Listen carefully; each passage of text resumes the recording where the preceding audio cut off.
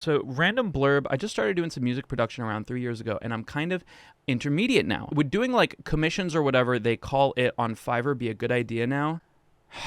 Okay.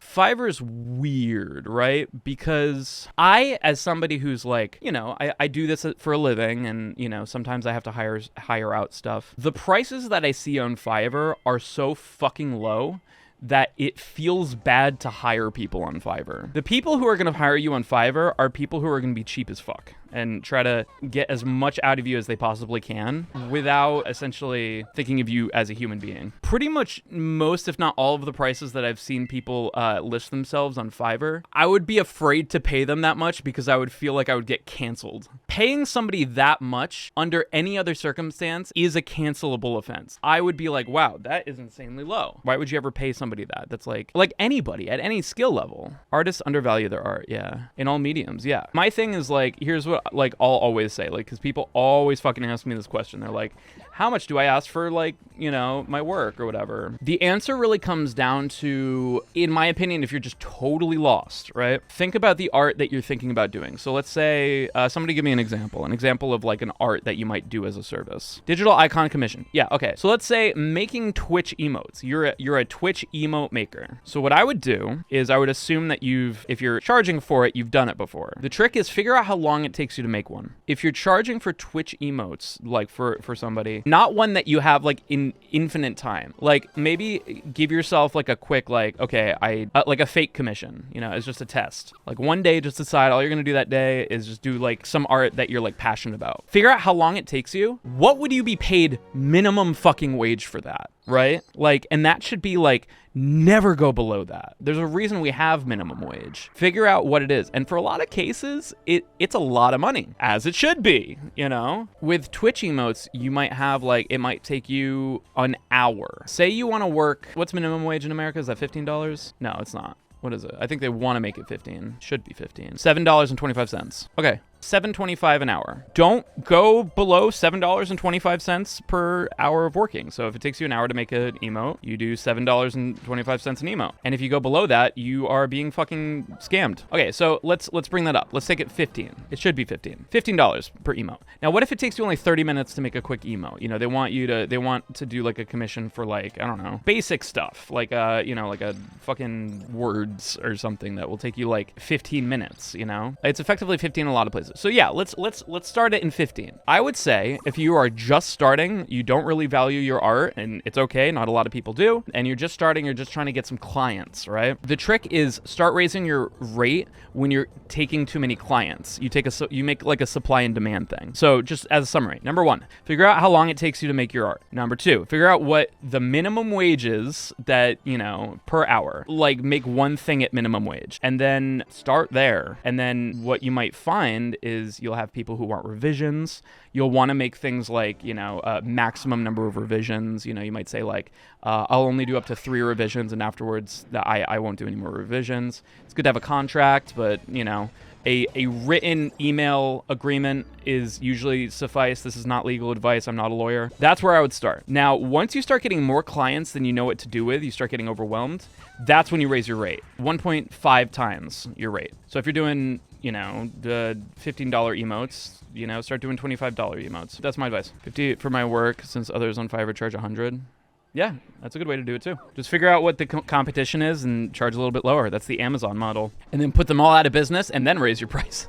That's how Amazon has become a billionaire fucking corporation. That's how Monopoly do. Also Uber, yeah. Thanks for the advice, Jules. It really helps a lot. I'm happy to help because I was once in your position. Like imagine fucking, like music is so fucking hard for that because music needs so much, right? Like you have to, in my case, arrange something. Most people have to like arrange something. They have to write like a MIDI thing of it, or they need to write it down or something. Then they have to perform it. Then they have to mix and master it. So with music, you usually do like a per minute rate. Does that make sense? Music is expensive because like a lot of the time like musicians can't do every element of the music. Like the end user or whatever, the person that's paying just wants the fucking MP3 or the WAV file, right? Arranging is the most creatively draining process of music for me. Not the recording, not the mixing, not the mastering, not the video editing, not the filming. It's arranging. Arranging is the hardest part creatively. That's the one that sucks the fucking juice out of my right side brain. I'm not gonna say what my rate is because that depends too, but the service that I would give for like a video game. Yeah, a flat rate per minute of music that they use, right? Because the music that they use is going to be under what's called an exclusive license agreement, which doesn't mean they own the music. It means that they have the right to be able to use it in their medium without needing for permission. A lot of the time they'll want to use it for advertisements and all this stuff. And basically what I've done is I've figured out 3 levels of music that I can produce. And there are 3 different rates depending on how long it takes me to make it. So the lowest rate is if you commission me to do chiptune music, because chiptune music's easy. You just fucking write it in MIDI.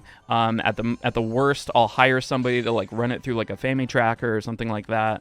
I should really learn how to use Family Tracker at some point. That's gonna be the lowest rate per minute of music used and for an exclusive license. The next one up is like a metal song. Basic guitar, bass, drums. And then the top rate is guitar, bass, drums with orchestra and virtual instruments, essentially. Like, so a full fucking like, because that's going to take me forever to fucking arrange, forever to mix, master. So that's essentially how I do it. I don't think that that's the best way, but that's the way that I do it. So music is really complicated. But how do you figure out what your rate is? Well, I figured out how long it takes me to write a chiptune song, right? I figured out how long it takes me to write and record and produce a song that's for like guitar, bass, and drums and whatever. And then, yeah, I went from there. I started taking commissions until I couldn't take commissions anymore. And then I raised my rate until I had just the right number of clients, which right now is 0. Because I don't want to do it right now. If Disney asked for work, I'd probably charge a fee of, I know you got money. Exactly. So you got to kind of eyeball the client. That's where it starts getting kind of nebulous as to like what you ask them. Because like if you know they have money, you know that they can pay, but you don't want to ask too much because they probably know how much it's worth and they also probably have a budget. But do you charge by how long you estimate it'll take or how long it actually takes? Estimate, because people need to know how much they need to pay because they have budgets. So yeah, it might sometimes take a little bit longer.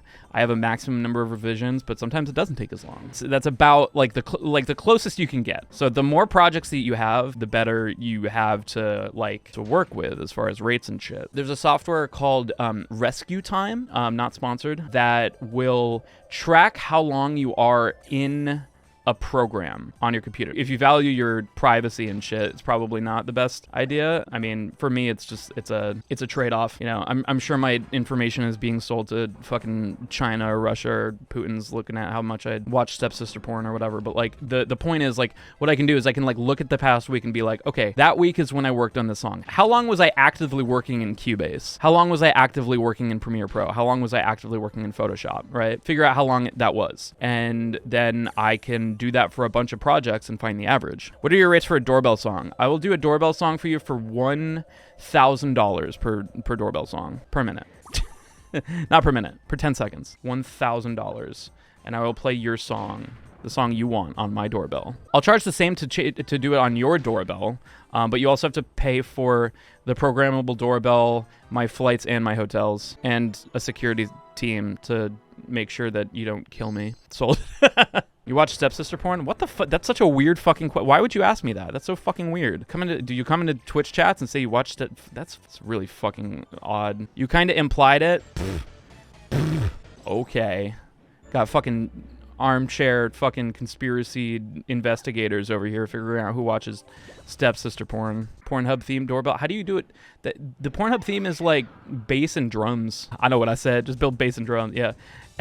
Just make like a Rube Goldberg machine that like plays the fucking drums and bass line for the Pornhub theme every time somebody rings the doorbell. Bad Dragon. Not sponsored. If I was ever sponsored by Bad Dragon, I would just get a dildo and just sit on it for my entire stream.